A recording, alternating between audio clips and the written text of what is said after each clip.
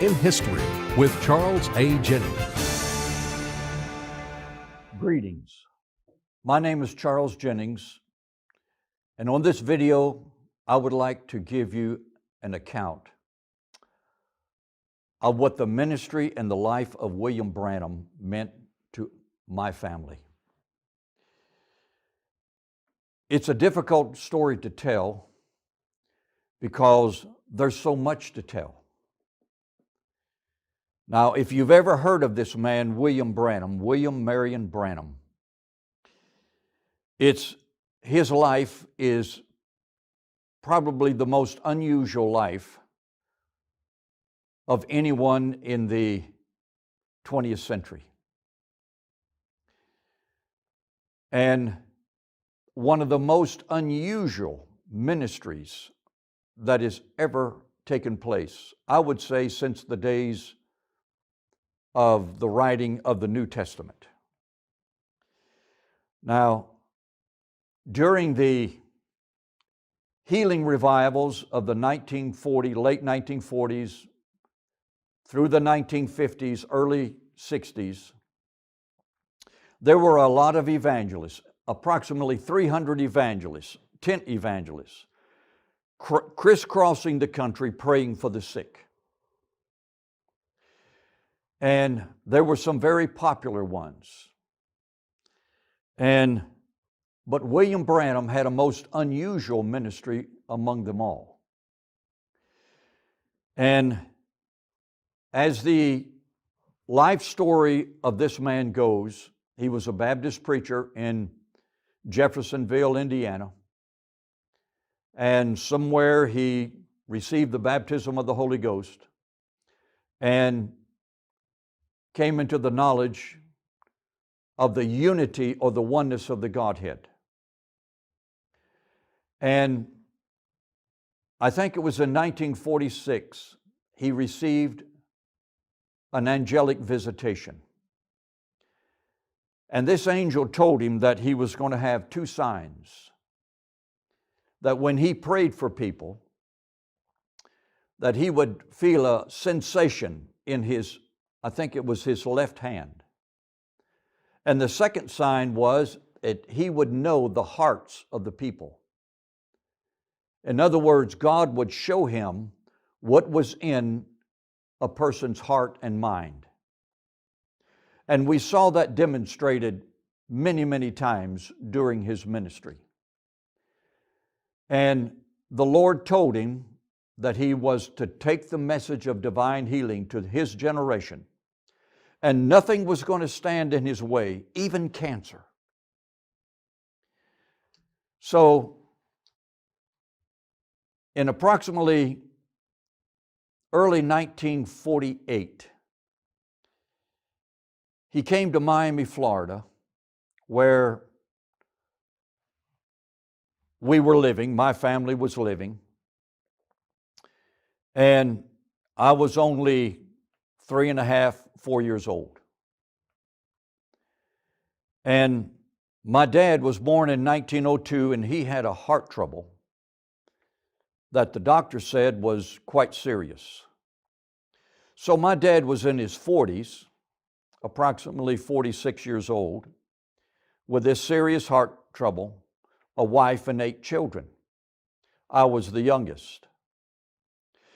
And my mother's sister's husband, J.T. Crosby, from Charlotte, North Carolina, called up my dad and said, I understand William Branham is going to be in Miami, Florida. I want you to go there and let him pray for you. Well, we were going to the Church of God, that is headquarters, Cleveland, Tennessee, living in Miami. And the Church of God did not accept the ministry of William Branham. So my dad told JT, he said, we can't go, we cannot go. JT insisted on my dad, whose name was Clarence Jennings, you go to that meeting. So my dad said, well, okay, I'll go on a Sunday afternoon, for I won't have to miss church at my church in probably Coconut Grove, Church of God. So he went on a Sunday afternoon, and when Brother Branham called for prayer line, a lady and a little boy came up before him, and Brother Branham said, "Ma'am, what is wrong with the little boy?" Because the little boy had a bandage around his head. And he said, "Wait a minute, don't tell me what's wrong with him, I'll tell you." And my dad thought, well, this is very interesting, because my dad knew the lady and knew the little boy and knew his condition. And Brother Branham said, "Ma'am, you're the grandmother. And I want to tell you what the doctor said concerning this little boy. He's got cancer of the head." And my dad said, "Well, he's right. Something is different about this man." So Brother Branham prayed for the little boy and said, "Go your way." And my dad said, "Well, I'm going to follow up on this case." And sure enough, the little boy was healed. That convinced him. So he went back to the revival. I think it was on Southwest 40th Street and Lejeune Road in Miami. And he was under a little tent, not a very big crowd. But at the end of the meeting, the last service of that revival, my dad said, "I'm going to get in the prayer line," because he had this heart condition. So Brother Branham did not take the time to pray for each individual person. He said, just walk up this side of the ramp and walk on that side. And Brother Branham shook my dad's hand and said, "God bless my brother." That's all he said. And 3 days later, my dad was driving his pickup truck, 36th Street and 22nd Avenue. And he crossed the intersection, and the Lord spoke to him and said, "You're healed. You're healed." And my dad lived to be 96 years and 11 months old. Well, while in Miami, that's when Brother Branham met F.F. Bosworth, he was an older gentleman at the time, but he became like a mentor, because Brother Branham at that time was only in his mid-30s. So to be honest with you, the Church of God leadership in our local church called my parents up on the carpet and dismissed them from the church. The whole family was kicked out. Well, just before my family was kicked out of the Church of God, we went to one of Brother Branham's meetings over in the St. Petersburg, Tampa area. This was around 1950. Now I remember going and taking the ferry across Tampa Bay and going in this big auditorium.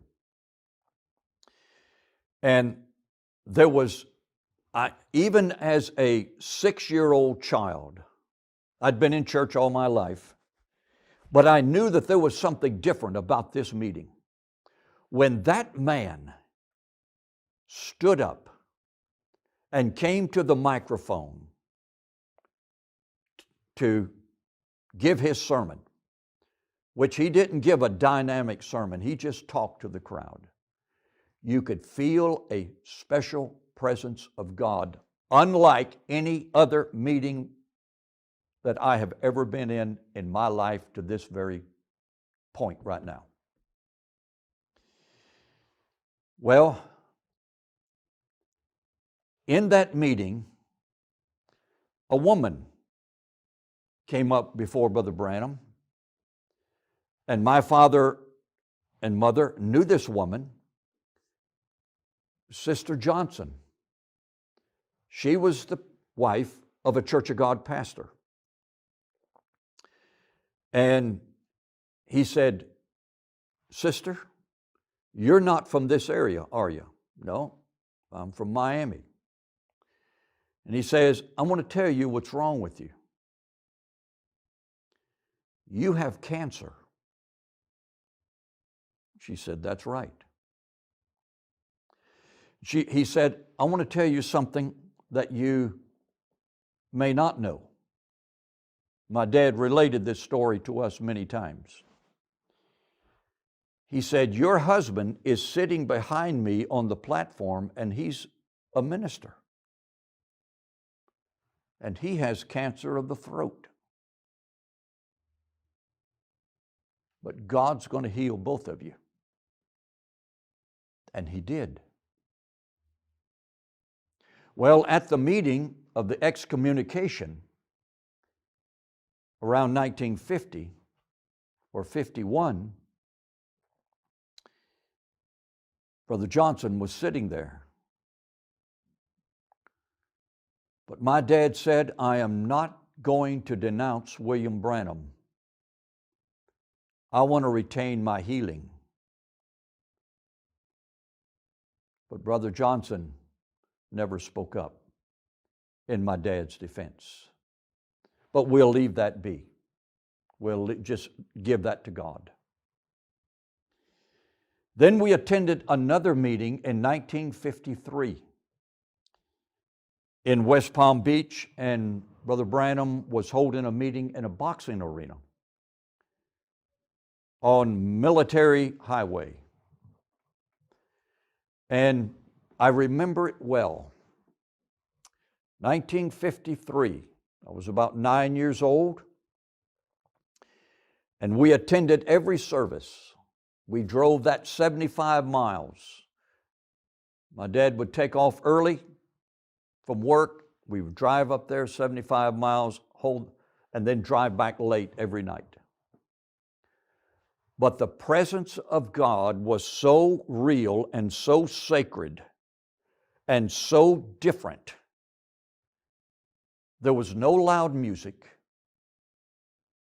There was an organ there. And somebody would lead a song, but the theme song was "Only Believe," written by Paul Rader back in 1930 or so. Only believe. And I'm telling you, people sat there in anticipation as to what was going to happen and what they were going to see happen.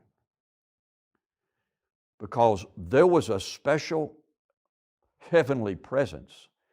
I can't explain it. And I've felt the presence of God many times in different services and different types of presence when God would manifest Himself in different ways at different times, but nothing like this. It was like you were standing in the presence of Christ Himself. And there was a lady by the name of Sister Gavin that also went to the Church of God that our family knew very well. And she came up before Brother Branham in this 1953 West Palm Beach meeting, and she had her arm in a sling. Her arm had been broken. So I knew who Sister Gavin was, even as a 9-year-old boy. And Brother Branham, this is what he said. He said, "Sister, you're not from Palm Beach, are you?" "No." "You're from south of here, down by Miami." She said, "Yes, that's true." Then this is what he said. "Your name is so-and-so. your name is, gave the first name, last name was Gavin. Your telephone number is so-and-so. And your address is 11 Lenape Drive, Miami Springs, Florida. How did he know all this? See, the angel said you're going to know the hearts and the minds of the people.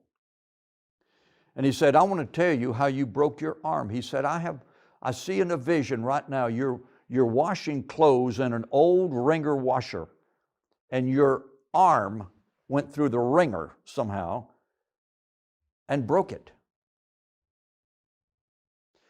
Well, when I was 20 years old, 19 or 20 years old, a good 10 years later, I was visiting some friends, brother and sister Jesse Marsh, and they lived at 9 Lenape Drive, Miami Springs. They knew Sister Gavin, who was just next door. And Sister Marsh, when I was telling this story, she spoke up and she said, that is true. That's how Sister Gavin broke her arm. And I was in the house when she was washing clothes next door, and I heard her yell when she got her arm caught in the wringer. Sister Gavin was healed. How did this man know these things?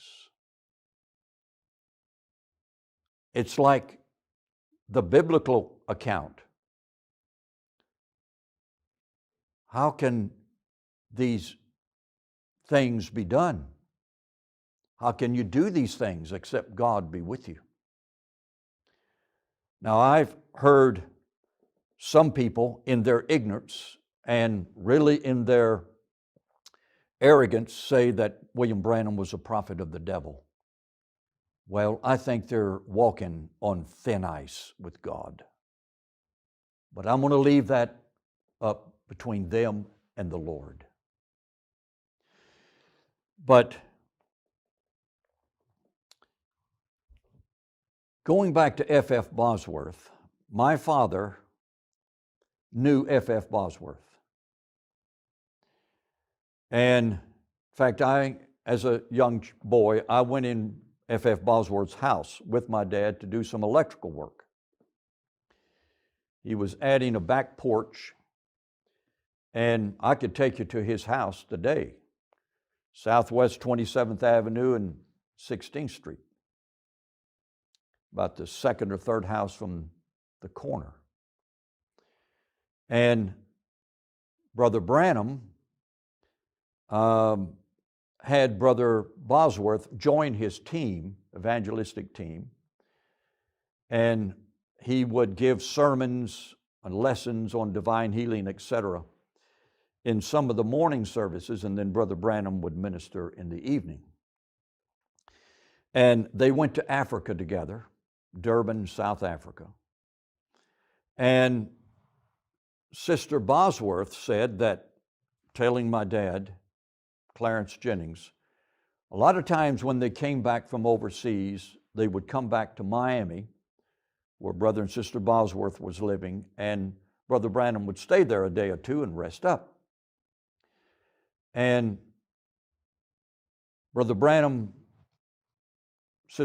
according to the account of Sister Bosworth, Brother Branham said that he would have visions a lot during the night.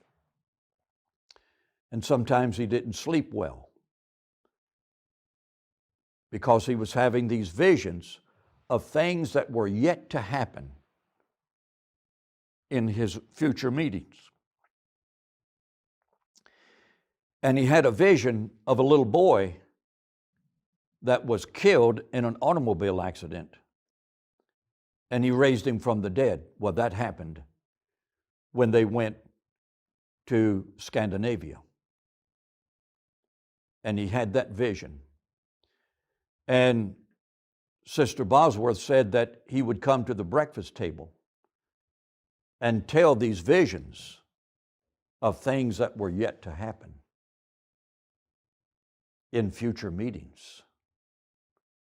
And every one of them were proven to be correct, because F. Bosworth knew him well and attended the meetings. And then Brother Bosworth died in 1958. Well, in around 1990, I was holding some meetings in the state of Michigan. So my dad went with me. He was still living. So the suggestion was made, well, why don't we go by Jeffersonville and just go in the church, Branham Tabernacle in Jeffersonville, and take the little map that they have available and go through the town and see the different spots. Well, the headquarters for the Voice of God ministry was still in that military quadrangle. It was a military depot at one time, and there was a building in the center, and the Voice of God headquarters was in that building. So we went there a couple times and went to the tabernacle and saw the pictures on the wall and so forth.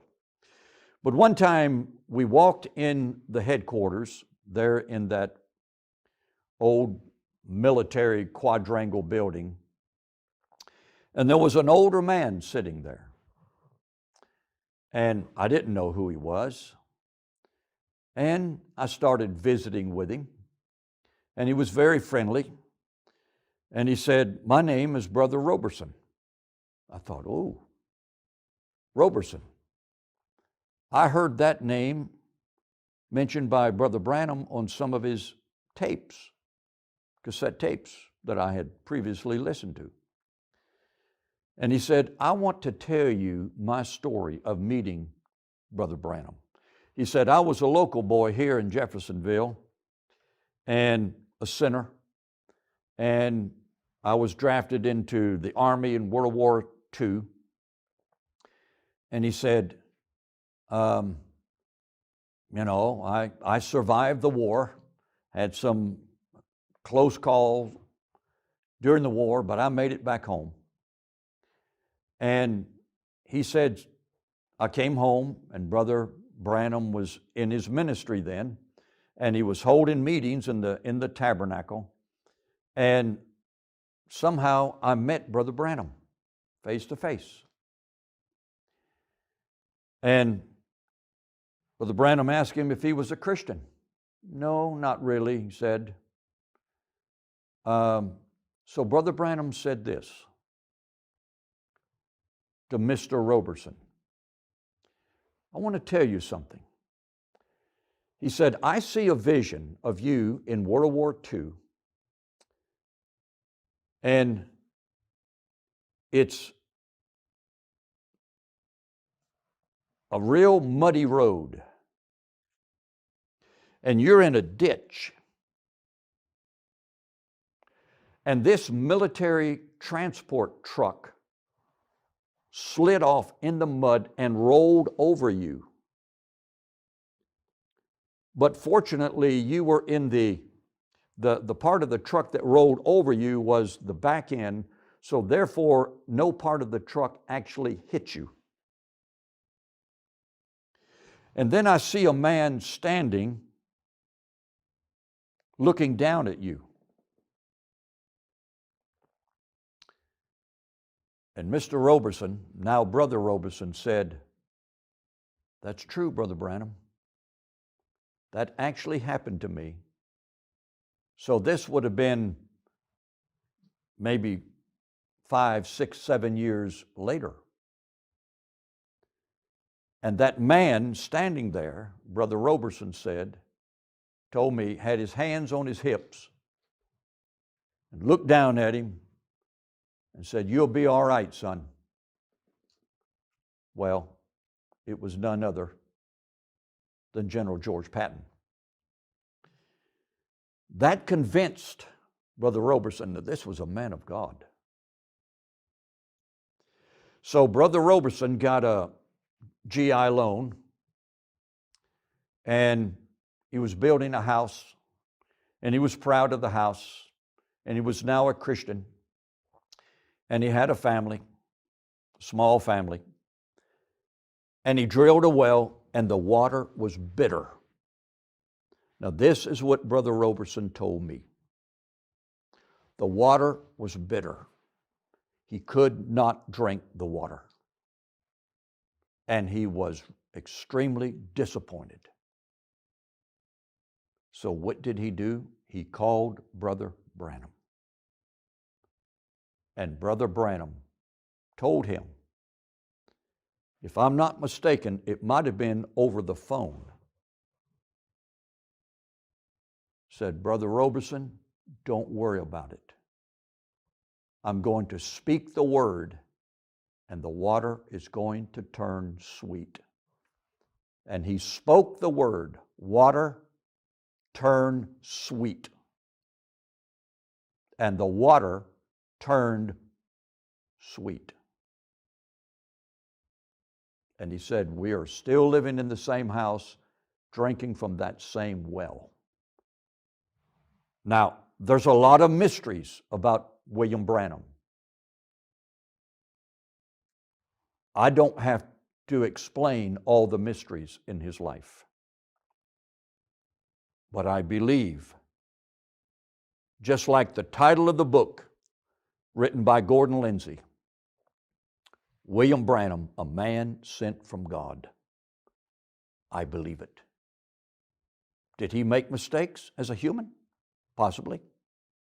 Did he believe some things that maybe I don't believe, maybe on prophecy or different things in the Bible? Possible. But that's neither here nor there. He was a man sent from God with the most unusual ministry. And there's a lot more about him that you can find out other sources. You can contact his ministry. You can look on YouTube, and there are probably dozens of videos on YouTube about this man. But my dad told me another story. Now, my dad, he was not a minister, he was an electrician, but he knew a lot of ministers and knew ministers that were on the platform and knew a lot of the stories that were related to him that these ministers saw firsthand. For example, in one meeting, a couple, this is after World War II, a couple came up to Brother Branham, and the wife needed to be healed of something. And he said, ma'am, I can't pray for you. He turned the mic aside. He said, I can't pray for your healing until you first get right with your husband. Because you were unfaithful to your husband while he was in the army overseas in Europe. Well, the husband got extremely angry. So Brother Branham said, sir, just calm down, because you were unfaithful to your wife. Well, don't you know that let the air out of his balloon? In the Houston meeting, a light appeared over his head. Some people tried to explain it by natural means, but it was a supernatural light. And my dad told me another story concerning the Pensacola meeting, that a crazy man being held by two strong men was brought up before Brother Branham. No doubt the man was demon-possessed. And Brother Branham said, turn him loose. They said, no way will we turn him loose. He'll kill you, Reverend. He said, turn him loose. No, we will not turn him loose. He said, well, I can't pray for him as long as he is being held by man. But he said, after church, we'll pray for him. So the way it turned out is that they took two cars. Brother Branham was in one car with his fellow ministers, and there was a car behind them where the crazy man was being held by two strong men. So they drove outside of the city limits of Pensacola, Florida. And it was at night. And Brother Branham had had a vision as to the layout of the land and everything that was in place.